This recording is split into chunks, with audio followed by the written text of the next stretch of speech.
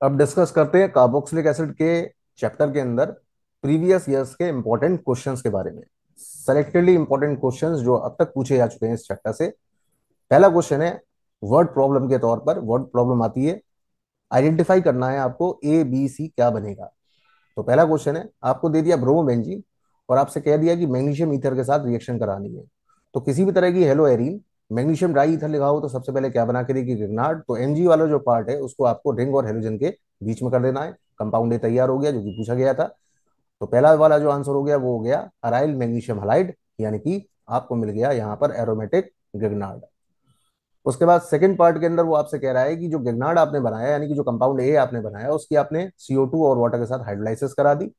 तो CO2 और water के साथ जैसे ही आप हाइड्रोलाइसिस कराओगे तो आपको करना कुछ नहीं है, जो CO2 वाला पार्ट है वो रिंग और एमजी के बीच में ले आना है, और फॉलोड जैसे ही आप हाइड्रोलाइसिस कराओगे तो आपको मिलेगा बेंजोइक एसिड। ये भी हम रिएक्शन पढ़ चुके हैं। और बेंजोइक एसिड के साथ अगर आप PCl5 PCl3 SOCl2 में से कोई भी रिएजेंट देते हैं तो आपको कुछ नहीं करना होता है, यहाँ से OH हटा देना होता है, बदले में Cl ग्रुप लगा देना होता है। तो सेकेंड सी पार्ट के अंदर इसका जो आंसर हो गया वो हो गया बेंजोइल क्लोराइड। तो ये था इसका पहला क्वेश्चन। रिपीटेड है ये क्वेश्चन। सेकंड क्वेश्चन है, साइनाइड आपको दे दिया SnCl2HCl फॉलोड बाय हाइड्रोलाइसिस लिखा हुआ है। तो ध्यान करो कि साइनाइड के ऊपर जब भी SnCl2HCl लिखा जाता है तो रिएक्शन जो होती है वो कहलाती है स्टीफेंस रिडक्शन। रिएक्शन का नाम है स्टीफेंस रिडक्शन, और इस स्टीफेंस रिडक्शन से क्या तैयार होता है, एल्डिहाइड। तो जो यहाँ पर CN वाला पार्ट है वो कन्वर्ट हो गया CHO के अंदर। उसके बाद जो कंपाउंड आपने बनाया उसकी रिएक्शन आपने करवा दी डाइल्यूट NaOH के साथ। और अगर आप चेक करो तो CHO के बराबर में जो कार्बन है वो कैसा कार्बन है, अल्फा कार्बन, और अल्फा कार्बन का अटैच है हाइड्रोजन, तो अल्फा हाइड्रोजन प्रेजेंट है। तो अल्फा हाइड्रोजन वाला जब भी कोई एल्डिहाइड डाइल्यूट NaOH के साथ या QH के साथ आ जाता है तो रिएक्शन जो होती है वो कहलाती है एल्डोल कंडेंसेशन। Aldol condensation. तो एल्डोल कंडेंसेशन में इसके दो मॉलिक्यूल एक दूसरे के ऊपर कंडेंस हो जाएंगे और आपको मिलेगा सबसे पहले बीटा हाइड्रोक्सी एल्डिहाइड। आपको मिल गया बीटा हाइड्रोक्सी एल्डिहाइड। और अगले स्टेप में आपने उस बीटा हाइड्रोक्सी एल्डिहाइड को हीट किया है तो अल्फा पोजीशन का H और बीटा पोजीशन का OH कंबाइन करके वाटर निकाल लेगा, अल्फा बीटा के बीच में आ जाएगा डबल बॉन्ड। आपको मिल गया प्रोटोनल डिहाइड। प्रोटोनल डिहाइड हाईली इंपॉर्टेंट क्वेश्चन में से एक है ये, जिसमें कि साइनाइड से आपको तैयार करके देनी है प्रोटोनल डिहाइड। आती वर्ड प्रॉब्लम्स के अंदर है। अगला क्वेश्चन है आपके पास, बेंजोइक एसिड है और आपको बेंजोइक एसिड के साथ नाइट्रेशन कराना है। तो नाइट्रेशन जब आप कराओगे तो जो नाइट्रो ग्रुप जाएगा, NO2 ग्रुप जाएगा, वो कहाँ जाएगा, थर्ड नंबर पर आपको मिलेगा मेटा नाइट्रोबेंजोइक एसिड। उसके बाद आपने SOCl2 के साथ रिएक्शन करा दिया तो यहाँ से आप OH ग्रुप हटा दो, Cl वाला पार्ट आ जाएगा, तैयार हो गया मेटा नाइट्रोबेंजोइल क्लोराइड। उसके बाद आपने रिडक्शन कराया है NaBH4 के साथ, तो NaBH4 वाला जो पार्ट है वो COCl को यहाँ से हटा देगा और कन्वर्ट कर देगा एल्कोहल के अंदर, क्योंकि रिड्यूसिंग एजेंट है। तो यहाँ तैयार हो गई आपके पास मेटा नाइट्रोबेंजिल एल्कोहल। यहाँ मिल गया आपको मेटा नाइट्रोबेंजिल एल्कोहल। अगर मान लीजिए कि एसिड दिया हुआ है बेंजोइक एसिड और SOCl2 के साथ डायरेक्ट रिएक्शन कराते तो यहाँ से OH हटा के Cl लगा लीजिए, आपको मिल गया बेंजोइल क्लोराइड। उसके बाद आपको यहाँ पे दे दिया H2/BaSO4 PD/BaSO4 सल्फर क्यूनिलिन। तो ये वाला जो पार्ट है ना, ये रोजेनमंड का पार्ट है, हमने एल्डिहाइड में किया था रोजेनमंड। तो रोजेनमंड रिडक्शन के अंदर हमें अच्छे से पता है कि यहाँ से Cl हट जाता है, बस खाली H आ जाता है रिडक्शन के अंदर, तो आपको मिल गई यहाँ पर benzaldehyde. Highly important question. अगले क्वेश्चन में बात करें तो पूछा जा रहा है एसिडिक ऑर्डर फ्लोरो, क्लोरो और एसिडिक का। तो इलेक्ट्रॉन विड्रॉइंग ग्रुप अगर अटैच होंगे तो एसिडिटी बढ़ा देते हैं। तो फ्लोरीन की एसिडिटी क्लोरीन से ज्यादा होगी और क्लोरीन वाले की मिथाइल ग्रुप से ज्यादा होगी, क्योंकि ये दोनों जो ग्रुप हैं वो -I वाले यानी विड्रॉइंग वाले ग्रुप है, और ये वाला डोनेटिंग ग्रुप है यानी कि +I वाला ग्रुप है। और अगर विड्रॉइंग ग्रुप लगा हुआ तो एसिडिटी बढ़ा देगा, और अगर डोनेटिंग ग्रुप लगा हुआ तो एसिडिटी को कम कर देगा। उसके बाद अगला क्वेश्चन है आपके पास कि बेंजीन आपको दिया हुआ है, उसका आपने CH3COCl के साथ रिएक्शन करा दी AlCl3 की प्रेजेंस के अंदर। तो ये रिएक्शन तो फीडल क्राफ्ट रिएक्शन है, फीडल क्राफ्ट एसाइलेशन। CH3CO वाला पार्ट जो है वो बेंजीनिंग पे तैयार हो गया, तैयार हो गई आपके पास एसेटोफिनॉन, यानी कि तैयार हो गई एक मिथाइल कीटोन। उस मिथाइल कीटोन का अगर आप NaOI के साथ रिएक्शन करा देंगे तो आपको मिल गया यहाँ पर आइडोफॉर्म टेस्ट। तो इतना पार्ट जो है वो कन्वर्ट हो गया आइडोफॉर्म के अंदर, बाकी बचा पार्ट सोडियम सॉल्ट के अंदर। तो कंपाउंड डी मिल गया आपको CH3I, और कंपाउंड ई हो गया आपके पास उसका सोडियम सॉल्ट। इस क्वेश्चन में आपको आइडेंटिफाई करना है ABCD क्या बनेगा। तो ए आ गया, डी आ गया, ई आ गया। आगे बढ़ते हैं। जिंक Hg कंसंट्रेटेड HCl दे दिया, ए के साथ रिएक्ट कराना है, तो कीटोन दिया हुआ है zinc Hg concentrated HCl। Reaction कौन सी हो गई? Clemmensen reduction. तो क्लेमेंसन के अंदर समझाया गया था कि CO वाला जो पार्ट होता है उसको कन्वर्ट कर लेना CH2 के अंदर, तो आपको मिल गई इथाइल बेंजीन। उसके बाद जो इथाइल बेंजीन मिली है, उस इथाइल बेंजीन का आपने रिएक्शन करा दिया KMnO4 के साथ, एसिडिक मीडियम के अंदर ऑक्सीडाइज करा दिया। तो बेंजाइलिक हाइड्रोजन होनी चाहिए, कितना भी बड़ा ग्रुप लगा हो वो सारा का सारा पार्ट कन्वर्ट किसमें हो जाता है? COH के अंदर। ये प्रॉपर्टी आपको एसिड में समझाई गई थी। तो आइडेंटिफाई करना था compound A, compound B, compound C, D and E. तो ये हो गए इसके सारे आंसर। उसके बाद अगला क्वेश्चन है। क्वेश्चन में कह रहा है कि आपके पास दो मोल्स हैं किसी ऑर्गेनिक एसिड के, यानी कि कोई कार्बोक्सिलिक एसिड है, जिसकी की स्ट्रॉन्ग बेस के साथ जब आपने रिएक्शन कराई, स्ट्रॉन्ग बेस यानी कि NaOH या KOH हुआ, तो आपको बी और सी दो कंपाउंड मिल रहे हैं। सी का आपने एसिडिफिकेशन करा दिया तो आपको डी कंपाउंड मिला। डी कंपाउंड एक कार्बोक्सिलिक एसिड है। और बी का जब आपने डिहाइड्रोजनेशन करा दिया कॉपर के साथ, तो आपको कंपाउंड ए मिल गया। तो आइडेंटिफाई करना है ABCD क्या होगा। तो सिंपल सी बात, आप ये समझो कि जो भी ऑर्गेनिक कंपाउंड है उसकी रिएक्शन आप किसके साथ करा रहे हो? स्ट्रॉन्ग बेस के साथ।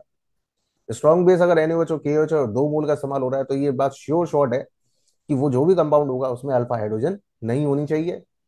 यानी कि यहां पर कंपाउंड ए जो है वो कंपाउंड होगा जो कि अल्फा हाइड्रोजन अपने अंदर बियर नहीं करता है, तभी वो स्ट्रॉन्ग बेस के साथ रिएक्ट करेगा। अब थोड़ा सा अगर रिकॉल कर लें तो आपको ध्यान होना चाहिए कनाइजारो रिएक्शन। इस रिएक्शन में यही होता था कि यहाँ पर दो मोल हम किसी एल्डिहाइड का लेते थे जिसमें कि अल्फा हाइड्रोजन नहीं होता था, स्ट्रॉन्ग बेस के साथ रिएक्ट करते थे। तो दो में से एक पार्ट कन्वर्ट होता था अल्कोहल के अंदर और दूसरा पार्ट जो था वो इसका कन्वर्ट होता था सॉल्ट के अंदर। तो यहाँ पर भी बी और सी जो बन रहे हैं वो दो ही पार्ट हैं। तो बी वाला जो पार्ट हो गया वो डेफिनेट सी बात है वो एक अल्कोहल का होगा, और सी वाला जो पार्ट होगा वो एक कार्बोक्सिलिक एसिड का हो। सी वाला जो पार्ट है वो एक सोडियम सॉल्ट होगा जिसका एसिडिफिकेशन कराने पे आपको मिल रहा है कार्बोक्सिलिक एसिड। उसका फॉर्मूला दे दिया है CH2O2। इसको ओपन कर लो तो बन जाएगा HCOOH। तो सी वाला पार्ट होना चाहिए HCOONA। तो डेफिनेट सी बात है बी वाला पार्ट होना चाहिए CH3OH यानी कि मिथाइल अल्कोहल। तो आपके पास डी वाला पार्ट आ गया, बी वाला पार्ट आ गया, और जो बी वाला पार्ट है उसका जब आपने डिहाइड्रोजनेशन कराया कॉपर के साथ, तो डिहाइड्रोजनेशन कराने पर आपको मिल रहा है यहाँ पर कंपाउंड ए, तो वो कंपाउंड होना चाहिए फॉर्मल्डिहाइड। तो ए का आंसर हो गया फॉर्मल्डिहाइड। तो डेफिनेट सी बात है कि A must be formaldehyde as a strong base represents Cannizzaro's reaction. उसके बाद अगला क्वेश्चन है। ऑर्गेनिक कंपाउंड ए रिएक्शन आपने कराई NaOH के साथ, आपको बी और सी मिल रहा है, फिर से दो पार्ट मिल रहे हैं, बेस है लगा हुआ है NaOH स्ट्रॉन्ग, ठीक है। और वो जो ऑर्गेनिक कंपाउंड है वो NaOH के साथ रिएक्शन करके बी और सी को बना रहा है। सी वाले के लिए बोल रहा है कि वो तो सोडियम सॉल्ट है किसी एसिड का, और जो बी वाला कंपाउंड है वो है C7H8O।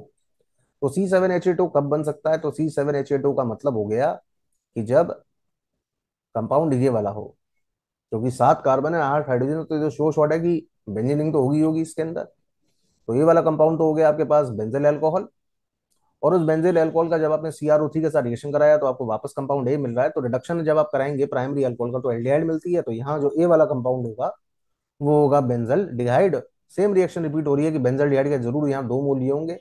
NaOH के साथ रिएक्शन कराने पे एक पार्ट अपने आप को रिड्यूस कर रहा है और दूसरा पार्ट अपने आप को ऑक्सीडाइज कर रहा है, ठीक है। तो रिएक्शन कौन सी वाली हो गई? Same Cannizzaro's reaction. तो कैनिजारोज रिएक्शन के अंदर आपको बी वाला पार्ट मिल गया बेंजिल अल्कोहल का और सी वाला पार्ट हो गया इसका सोडियम सॉल्ट का। उस सोडियम सॉल्ट का आपने सोडा लाइम डिकार्बोक्सिलेशन कराया तो आपको मिल गया डी वाला कंपाउंड जो कि एक एरोमेटिक हाइड्रोकार्बन है। तो सोडियम सॉल्ट हो गया ये वाला जिसका आपने डिकार्बोक्सिलेशन कराया, तो इतना पार्ट आप रिमूव करा दिए, तैयार हो गई आपके पास बेंजीन। सिंपल क्वेश्चन है, ज्यादा टिपिकल नहीं है ये क्वेश्चन। कुछ कन्वर्जन स्पेसिफिकली जो आपको याद रखने हैं उनमें से पहला है साइक्लोहेक्सोनॉल को साइक्लोहेक्सेन 1 के अंदर कन्वर्ट करना है। तो ये 2 डिग्री अल्कोहल है, कीटोन में लेकर के आना है, क्रोमिक ऑक्साइड ले लीजिए यानी कि PCC नाम का रिएजेंट, किसमें कन्वर्ट हो जाएगा? साइक्लोहेक्सोनॉन के अंदर। उसके बाद इथाइल बेंजीन को बेंजोइक एसिड में लेकर के आना है। तो बेंजीन के ऊपर दो कार्बन वाला ग्रुप अटैच है, इथाइल बेंजीन हो गया, ऑक्सीडाइज करा दीजिए, कन्वर्ट हो जाएगा COH के अंदर।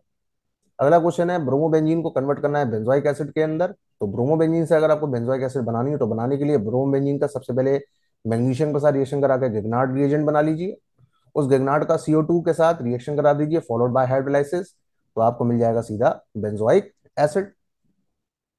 उसके बाद अगला क्वेश्चन है, कन्वर्ट करना है बेंजोइक एसिड को बेंजल डिहाइड के अंदर। बेंजोइक एसिड से आपको बनानी है बेंजल डिहाइड। तो बेंजोइक एसिड की रिएक्शन पहले करा दो SOCl2 के साथ, OH वाला पार्ट हो जाएगा, तैयार हो गया बेंजोइल क्लोराइड।